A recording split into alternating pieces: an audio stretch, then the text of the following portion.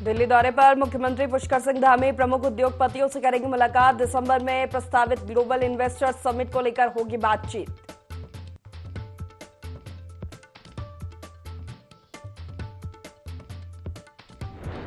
प्रदेश में तेज बारिश का येलो अलर्ट, 6 जिलों में भारी बारिश की संभावना। दून, पौड़ी, नैनीताल, चंपावत और बागेश्वर में बरसेगी आफत।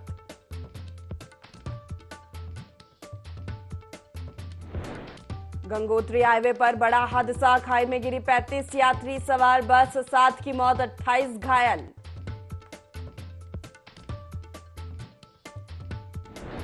कांग्रेस की वर्किंग कमेटी की लिस्ट जारी, उत्तराखंड से पूर्व सीएम हरीश रावत और गणेश गोदियाल को मिली जगह, स्थायी आमंत्रित सदस्य के तौर पर रावत शामिल।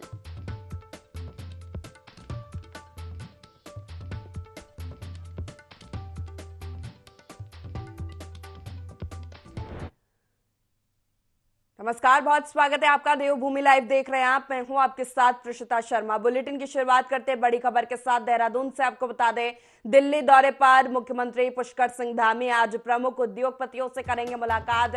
दिसंबर में प्रस्तावित ग्लोबल इन्वेस्टर समिट को लेकर होगी बैठक। कई केंद्रीय नेताओं से भी सीएम धामी करेंगे मुलाकात और चर्चा की जाएगी। बड़ी खबर देहरादून से आपको बता रहे हैं, पुष्कर सिंह धामी का दिल्ली दौरा। प्रमुख उद्योगपतियों से आज मुलाकात करेंगे। दिसंबर में प्रस्तावित ग्लोबल इन्वेस्टर समिट को लेकर बैठक होगी। प्रमुख उद्योगपतियों के साथ चर्चा होगी। इन्वेस्टर समिट को लेकर कई केंद्रीय नेताओं से भी सीएम धामी मुलाकात करेंगे और ग्लोबल इन्वेस्टर समिट को लेकर चर्चा की जाएगी।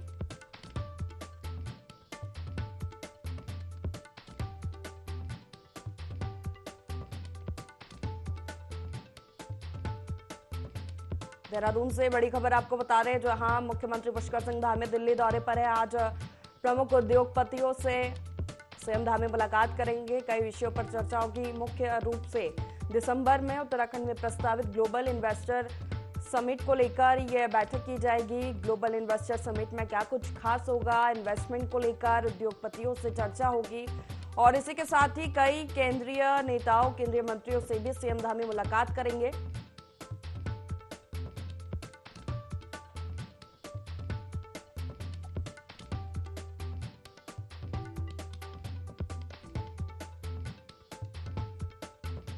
बड़ी खबर आपको देहरादून से बता रहे हैं, जहां सीएम पुष्कर सिंह धामी का दिल्ली दौरा है। दिसंबर में प्रस्तावित ग्लोबल इन्वेस्टर समिट को लेकर अब बैठक करेंगे सीएम धामी। प्रमुख उद्योगपतियों से मुलाकात कर इन्वेस्टमेंट को लेकर चर्चा की जाएगी। इसी के साथ कई केंद्रीय नेताओं और मंत्रियों से भी सीएम मुलाकात करेंगे। कई विषयों पर चर्चा उनके द्वारा की जाएगी।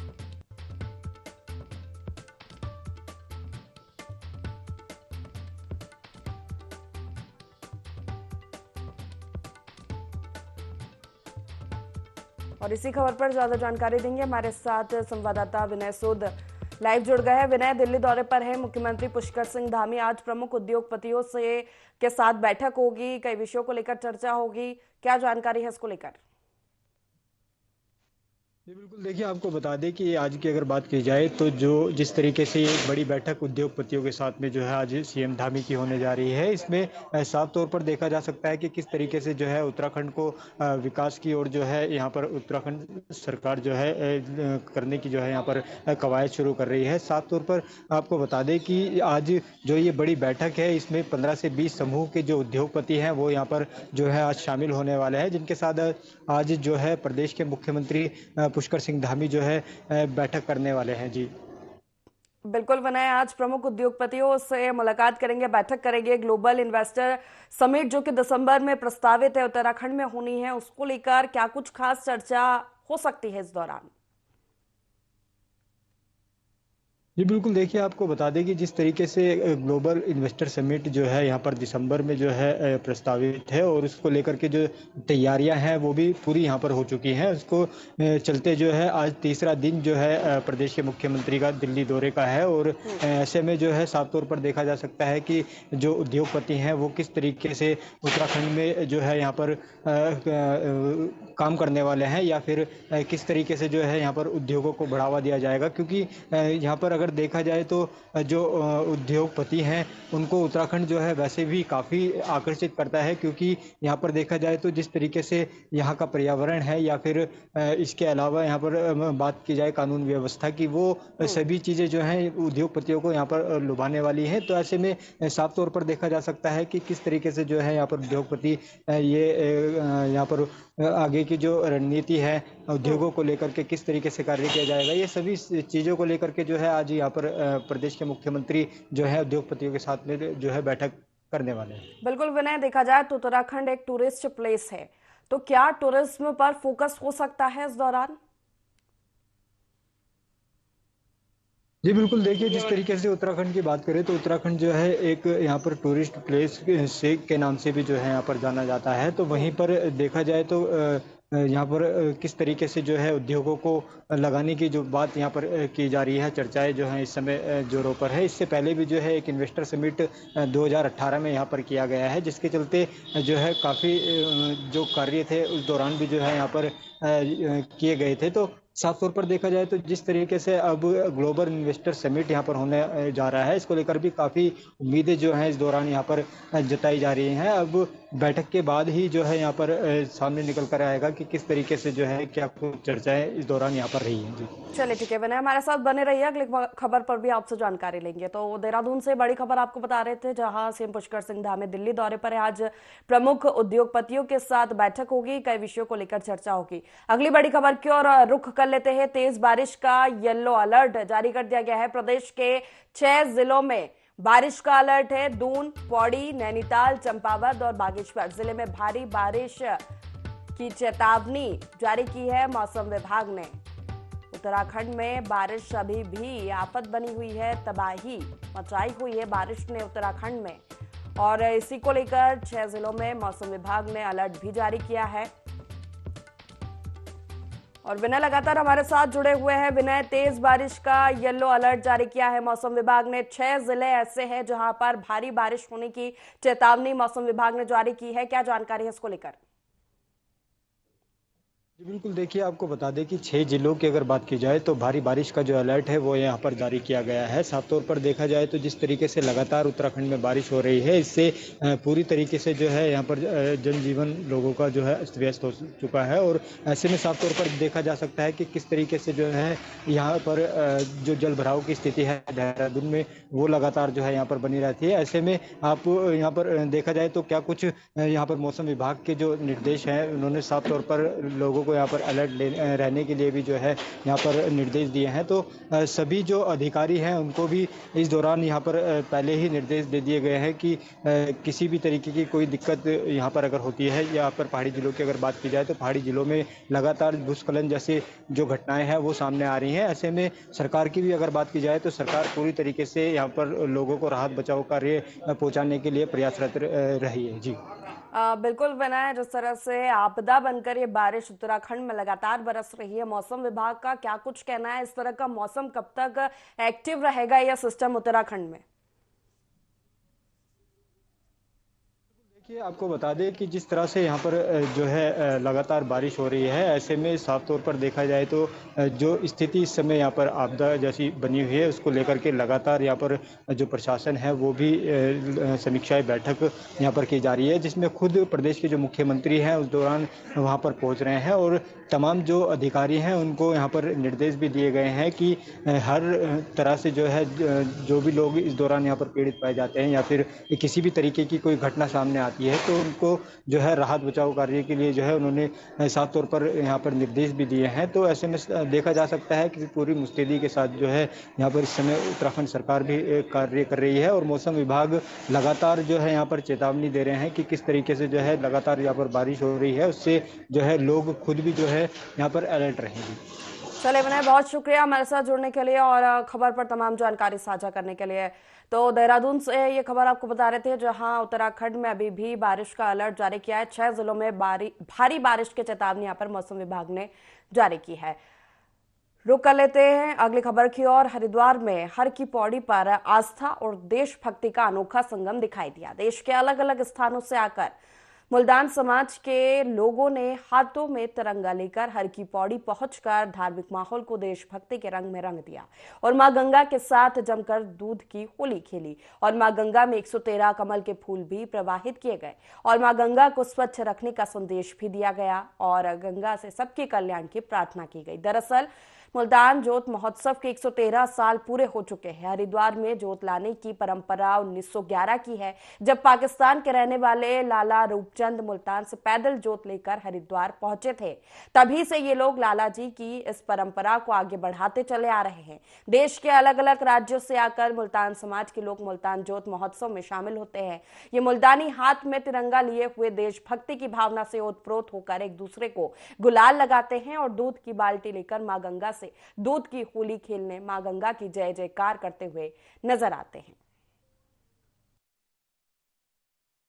113वां मुल्तान जोत का ये महोत्सव है, जो 113 वर्षों से लगातार हमारे महेंद्र नागपाल जी और इनकी पूरी की टीम के द्वारा चलाया जा रहा है और जीवन भर ये चलता रहेगा। जब तक माँ गंगा बुलाती रहेगी हम लोग आते रहेंगे और मैया में डुबकी लगाते रहेंगे और इसी तरह ये कार्यक्रम चलता रहे, ऐसी हम शुभकामना करते हैं और सभी देशवासियों को शुभकामनाएं। मुल्तान जोत का कार्यक्रम आज गंगा मैया के उसमें, और हम लोग जो ये कमल के फूल जो लाए हैं और मुल्तान जोत का जो हम लोग एक वो रखते हैं जोत जली हुई, उसको भी गंगा मैया में प्रभावित करते हैं। आज से 113 साल पहले पाकिस्तान में जो मुल्तान शहर है, वहाँ से भगत रूपचंद जी मुल्तान जोत को पैदल लेकर हर की पौड़ी पे आए थे। उस जोत को प्रवाहित किया था विश्व में शांति के लिए, एकता भाईचारे के लिए। आज उस परंपरा को हम यहाँ पे निभा रहे हैं। आज सुबह हम देशभक्ति के ओतप्रोत होकर और साथ में गंगा मैया के नारे लगाते हुए गंगा स्वच्छ रहनी चाहिए, ये सारे स्लोगन वगैरह लिख के लोगों को ये संदेश देना चाहते हैं कि मेरे कारण से कहीं गंगा मैली ना हो जाए। और सावन के महीने के अंदर माँ गंगा की पूजा करना, अर्चना करना, समुद्र देवता की, तालाब की पूजा करना एक हमारे हिंदू संस्कृति के अंदर शुद्ध माना जाता है। देहरादून विकास प्राधिकरण ने अवैध निर्माण के खिलाफ कार्रवाई की है। प्राधिकरण की टीम ने विभिन्न क्षेत्रों में हो रहे अवैध निर्माण सील किए। आपको बता दें कि प्राधिकरण अवैध निर्माण के खिलाफ अभियान चलाया जा रहा है, जिससे अवैध निर्माणकर्ताओं में हड़कंप मच गया है।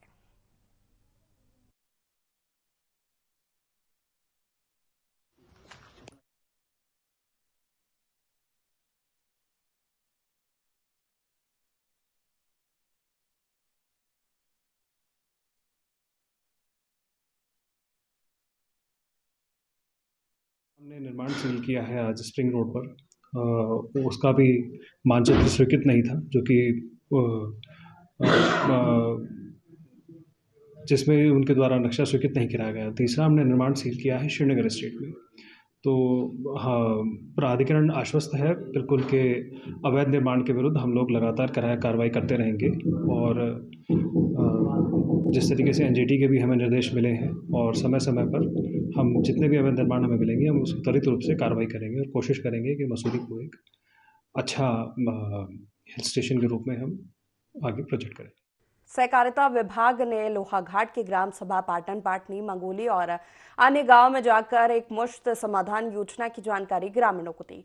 साधन सहकारी समिति के सचिव महेश बोरा ने जानकारी देते हुए बताया कि एक मुश्त समाधान योजना के बारे में ग्रामीणों को जानकारी दी जा रही है। उन्होंने बताया योजना के तहत जिन लोगों ने सहकारी समिति और कोऑपरेटिव बैंक से ऋण लिया था और उनकी मृत्यु हो गई थी, विभाग योजना के तहत उनके परिजनों से सिर्फ मूलधन लिया जा रहा है और ब्याज माफ किया जा रहा है। उन्होंने ग्रामीणों से योजना का जल्द लाभ लेने की अपील की।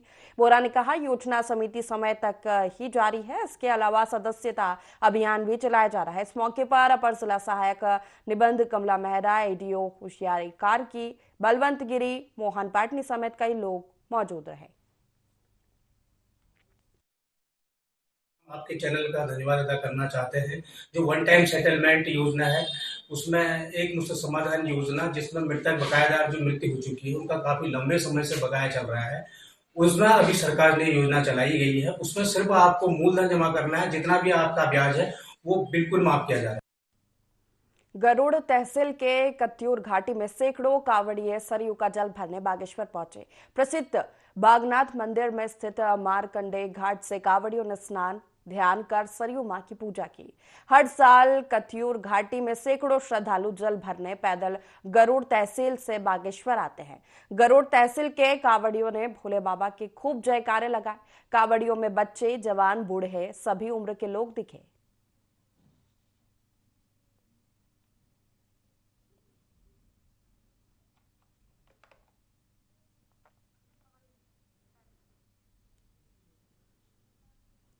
खटीमा के हेमवती नंदन बहुगुणा राजकीय महाविद्यालय में खेल कूद सामग्री की खरीदारी में भ्रष्टाचार का मामला सामने आया है, जिसके बाद उप जिला अधिकारी रविंद्र सिंह बिष्ट ने भ्रष्टाचार के मामले में महाविद्यालय के 3 कमरों को सीज कर दिया था।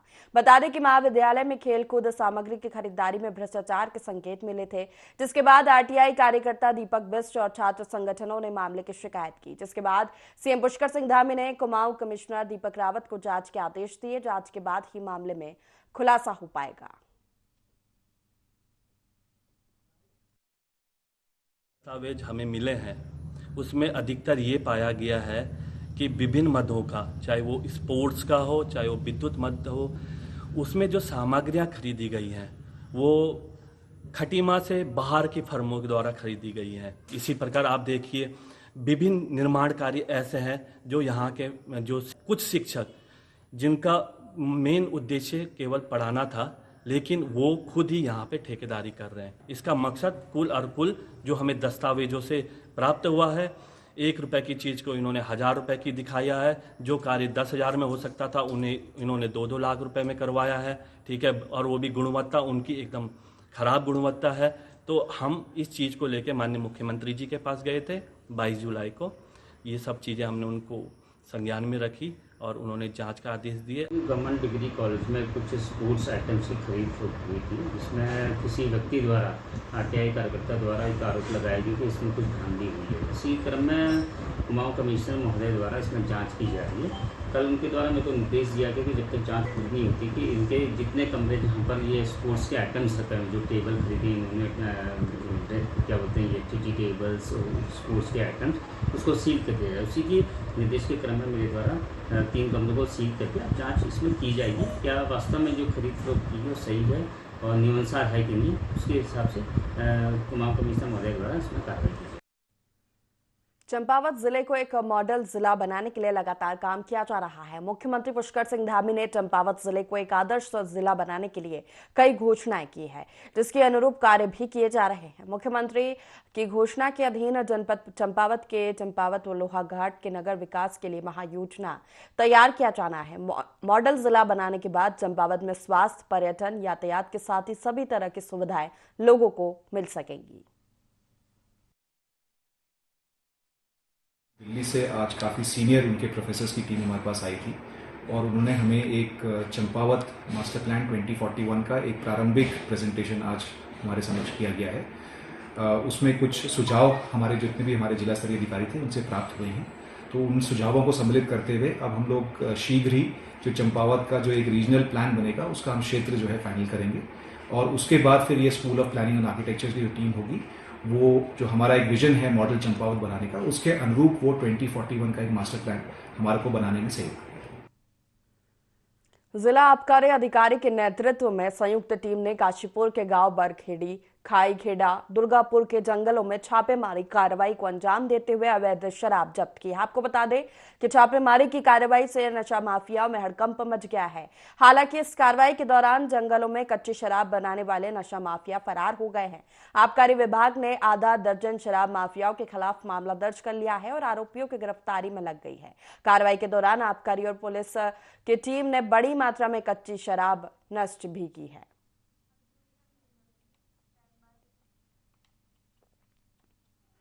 नैनीताल दुग्ध उत्पादक सहकारी संघ का 74वां वार्षिक सामान्य निकाय अधिवेशन आयोजित किया गया। कार्यक्रम का शुभारंभ केंद्रीय रक्षा एवं पर्यटन राज्य मंत्री अजय भट्ट ने किया। कार्यक्रम में 246 करोड़ 94 लाख रुपए का बजट पारित किया गया है। इस दौरान अधिवेशन को संबोधित करते हुए केंद्रीय राज्य मंत्री अजय भट्ट ने कहा कि नैनीताल दुग्ध संघ नैनीताल जनपद में सहकारिता के क्षेत्र में बेहतरीन कार्य कर रहा है। वहीं नैनीताल दुग्ध संघ अध्यक्ष मुकेश बोरा ने कहा कि सामान्य निकाय अधिवेशन पर्वतीय क्षेत्र में दूध व्यवसाय को और अधिक सशक्त किए जाने के उद्देश्य से एक नई पहल की शुरुआत की है। इस दौरान दुग्ध उत्पादकों ने भी कई सुझाव दिए। विभाग के मुखिया माननीय सौरभ बोगड़ा जी दुग्ध विकास मंत्री तब से निरंतर आंचल ने नई उपलब्धियां हर क्षेत्र में पाई है। माननीय सौरभ बोगड़ा जी के नेतृत्व में और माननीय प्रदेश के मुख्यमंत्री पुष्कर सिंह धामी जी के आशीर्वाद से प्रदेश के लगभग 52,000 दुग्ध उत्पादकों को लाभान्वित किया है। इसका प्रतीक है कि 29,000 उत्पादक आज उनके प्रतिनिधि हमारे पर्वतीय क्षेत्र में आए और उसका परिणाम ये होगा आने वाले समय में 50% की ग्रोथ मैं आपको कह सकता हूँ कि आने वाले 1 वर्ष बाद आप पर्वतीय क्षेत्र में देखेंगे। सौरभ बोगड़ा जी जो माननीय दुग्ध विकास मंत्री उनका निरंतर हमको मॉनिटरिंग और आशीर्वाद मिल रहा है, तो मैं कह सकता हूँ कि नैनीताल दुग्ध संघ आने वाले समय में नए आयाम छुएगा। और 1 अरब 20 करोड़ रुपए का नया हम यहाँ पर प्लांट लगा रहे हैं इसका, जिसमें हम देश के अन्य जो उत्पादों से बड़ी चीज़ें मिल रही हैं। इतना बड़ी धनराशि केंद्र सरकार ने दी है। मैं माननीय मोदी जी को और केंद्रीय मंत्री जी को हम अपनी बधाई देते हैं। कहाँ ले जाएंगे दूध?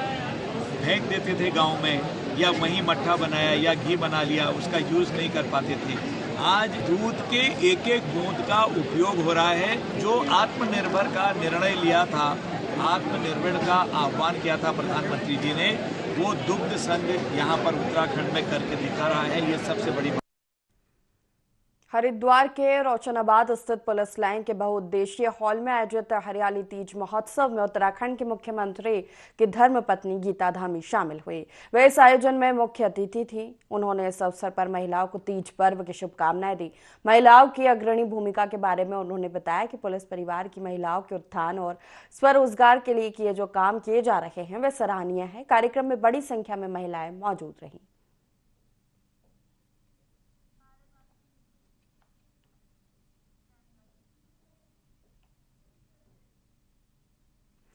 उत्तरकाशी मुख्यालय से कुछ ही किलोमीटर दूर वोन गांव है, जिस गांव को विकास की नई गति देने के लिए सांसद टिहरी गढ़वाल ने गोद ले रखा है। पर गांव का विकास किस प्रकार हुआ है तस्वीरों में आप देख सकते हैं। बता दें कि 2021 में आई बाढ़ के कारण यहां का पुल बह गया था। कई बार लिखित रूप में शिकायत देने के बाद भी आज तक यहां पुल का निर्माण नहीं हो पाया है। ग्रामीणों का कहना है कि उनके बच्चे जान जोखिम में डालकर स्कूल जा रहे हैं। जिला पंचायत सदस्य का कहना है कि क्या विकास कार्य हो रहे हैं, ये सभी को दिख रहा है। बच्चे यहाँ स्कूल में पढ़ते हैं और पुल 1 साल हो गया टूटा हुआ, अभी उसका निर्माण नहीं हुआ। बच्चों को बहुत दिक्कत हो रही है और टीचरों को भी बहुत दिक्कत हो रही है आने जाने में। जल्द से जल्द इस पुल का निर्माण किया जाए। हमारे बच्चे यहाँ स्कूल जाते हैं, स्कूल से ये पुल 1 साल पहले टूट गया था और इस पुल से हमें बहुत दिक्कत हो रही है। जैसे हमारा खेत भी है यहाँ और खेत जाने में दिक्कत हो रही, महिलाएं बिल्कुल चल ही नहीं पाती, यहाँ फिसल रहे हैं और किसी ने सुनवाई भी नहीं की और न हमारी सुन रहे हैं। नहीं तो हम धरना प्रदर्शन। बागेश्वर उपचुनाव में टिकट नहीं मिलने से नाराज जगदीश चंद्र आर्य ने बीजेपी से बगावत कर दी है। जगदीश चंद्र आर्य ने निर्दलीय प्रत्याशी के रूप में नामांकन दाखिल कर दिया है। निर्दलीय प्रत्याशी जगदीश चंद्र का कहना है कि मेरे साथ बीजेपी ने नाइंसाफी की है। मेरा नाम जानबूझकर पैनल को नहीं भेजा गया। बीजेपी मुझ पर पैसे लेने का आरोप लगा रही है। मैं अपने सम्मान को बचाने के लिए निर्दलीय चुनाव लड़ रहा हूँ। कार्यकर्ता तो था ही, सबसे बड़ा मैं एक स्वयंसेवक हूँ। मेरे साथ इतनी ना इंसाफी की इन्होंने, इतनी गद्दारी की। मैं पार्टी में भाई मेरे से क्या गलती हुई मैं माफ़ी चाहना चाहता हूँ। पदाधिकारी से मैं ये कहना चाहता हूँ मुझसे क्या गलती हुई। मेरे जो वो थे पेपर थे, नॉमिनेशन जो कर रहा था या मैंने जो किया था उसको पैनल वाइज भेजना था इन्होंने। आज ये मेरे से कह रहे हैं कि अब ये भी कह रहे हैं कि जगदीश ने 8 लाख 10 लाख ले मैं कह रहा हूँ मैंने कहाँ खा रहे भाई, कोई पैसा नहीं ले रखा किसी से। इस वजह से मैंने ये निर्णय लिया है कि मैं निर्दलीय आऊँगा। मेरे को अच्छा रिस्पॉन्स मिल रहा है, मुझे जनता का साथ है। और इसी के साथ फिलहाल के लिए देवभूमि लाइव में इतना ही। लगातार खबरों के लिए बने रहिए IND24 के साथ। नमस्कार।